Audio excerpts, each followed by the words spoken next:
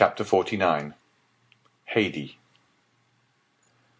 It will be recollected that the new, or rather old, acquaintance of the Count of Monte Cristo, residing in the Rue Meslay, were no other than Maximilien, Julie, and Emmanuel. The very anticipation of delight to be enjoyed in his forthcoming visits, the bright, pure gleam of heavenly happiness it diffused over the almost deadly warfare in which he had voluntarily engaged, illumined his whole countenance with a look of ineffable joy and calmness, as, immediately after Villefort's departure, his thoughts flew back to the cheering prospect before him, of tasting at least a brief respite from the fierce and stormy passions of his mind. Even Ali, who had hastened to obey the Count's summons, went forth from his master's presence in charmed amazement at the unusual animation and pleasure depicted on features ordinarily so stern and cold, while, as though dreading to put to flight the agreeable ideas hovering over his patron's meditations, whatever they were, the faithful Nubian walked on tiptoe towards the door, holding his breath, lest its faintest sound should dissipate his master's happy reverie. It was noon, and Monte Cristo had set apart 1 hour to be passed in the apartments of Haidee, as though his oppressed spirit could not all at once admit the feeling of pure and unmixed joy, but required a gradual succession of calm and gentle emotions to prepare his mind to receive full and perfect happiness, in the same manner as ordinary natures demand to be inured by degrees to the reception of strong or violent sensations. The young Greek, as we have already said, occupied apartments wholly unconnected with those of the Count. The rooms had been fitted up in strict accordance with Oriental ideas. The floors were covered with the richest carpets Turkey could produce. The walls hung with brocaded silk of the most magnificent designs and texture, while around each chamber luxurious divans were placed, with piles of soft and yielding cushions, that needed only to be arranged at the pleasure or convenience of such as sought repose. Haidee and 3 French maids, and 1 who was a Greek, the first remained constantly in a small waiting-room, ready to obey the summons of a small golden bell, or to receive the orders of the Romaic slave who knew just enough French to be able to transmit her mistress's wishes to the 3 other waiting women. The latter had received most peremptory instructions from Monte Cristo to treat Haidee with all the deference they would observe to a queen. The young girl herself generally passed her time in the chamber at the farther end of her apartments. This was a sort of boudoir, circular, and lighted only from the roof, which consisted of rose-coloured glass. Haidee was reclining upon soft downy cushions, covered with blue satin spotted with silver. Her head, supported by one of her exquisitely moulded arms, rested on the divan immediately behind her, while the other was employed in adjusting to her lips the coral tube of a rich narghile, through whose flexible pipe she drew the smoke fragrant by its passage through perfumed water. Her attitude, though perfectly natural for an Eastern woman, would, in a European, have been deemed too full of coquettish straining after effect.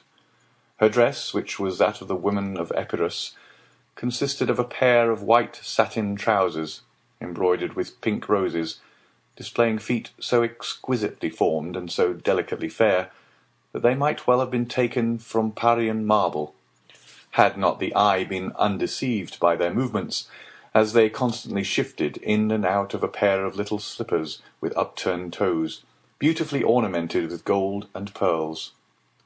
She wore a blue and white striped vest, with long open sleeves, trimmed with silver loops and buttons of pearls, and a sort of bodice which, closing only from the centre to the waist, exhibited the whole of the ivory throat and upper part of the bosom.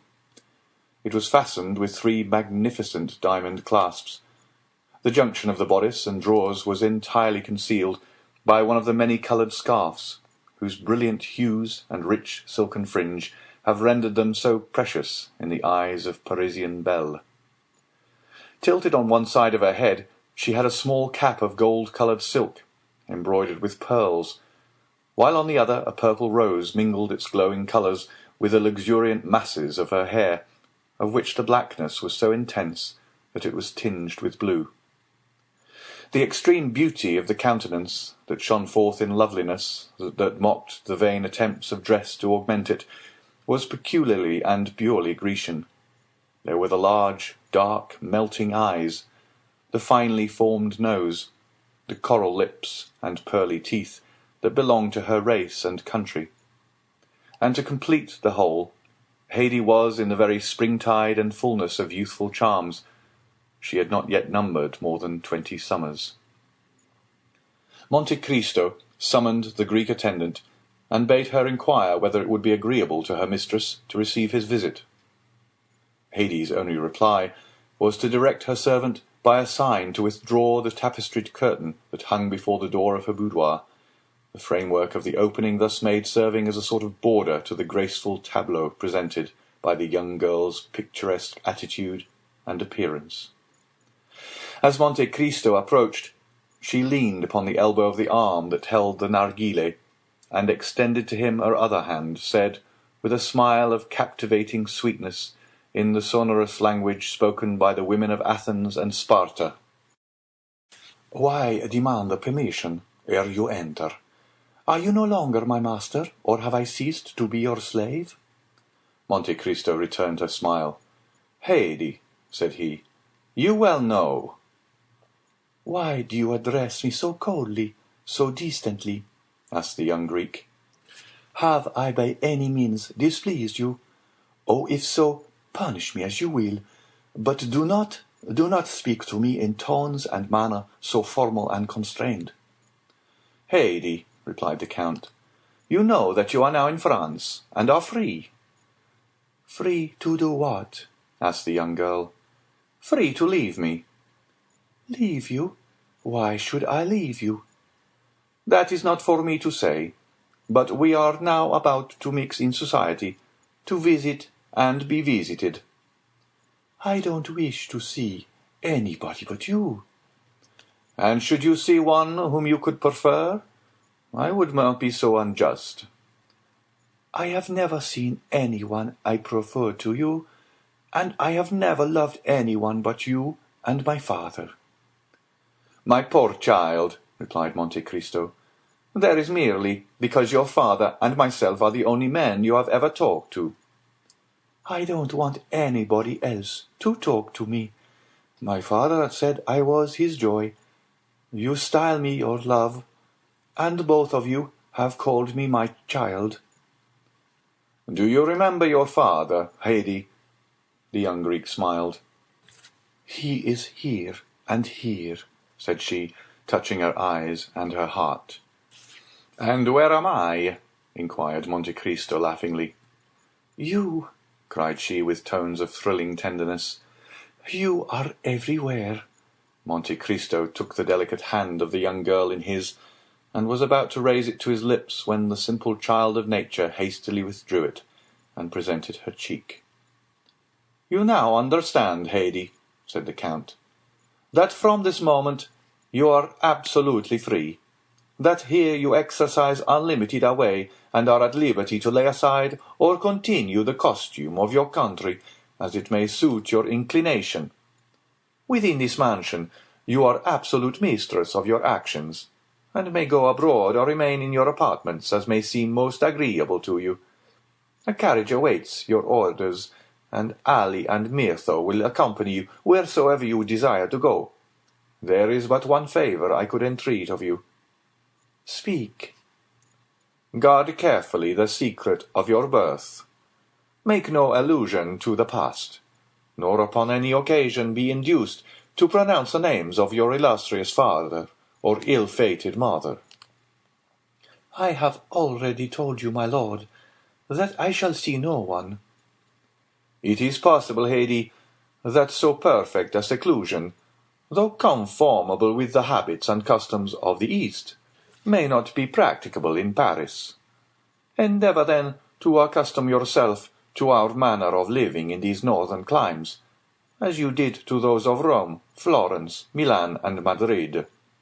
It may be useful to you one of these days, whether you remain here or return to the East."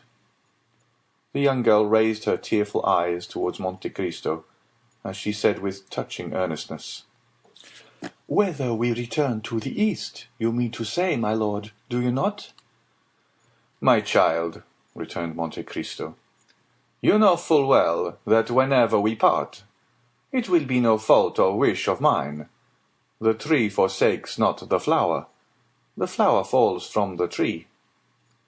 "My lord," replied Haidee, "I never will leave you, for I am sure I could not exist without you." "My poor girl, in 10 years I shall be old, and you will be still young." "My father had a long white beard, but I loved him.